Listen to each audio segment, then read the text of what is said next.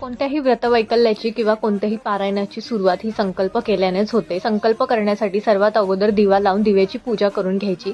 त्याच्यानंतर डाव्या हाताने उजव्या हातावरती 3 वेळा पाणी घेऊन 3 वेळा पाणी प्यायचं. पहिल्यांदा ओम केशवाय नमः, दुसऱ्यांदा ओम नारायणाय नमः आणि तिसऱ्यांदा ओम माधवाय नमः म्हणायचं. त्यानंतर हात स्वच्छ पुसून घ्यायचा. डाव्या हाताने परत पाणी घ्यायचं उजव्या हातावर.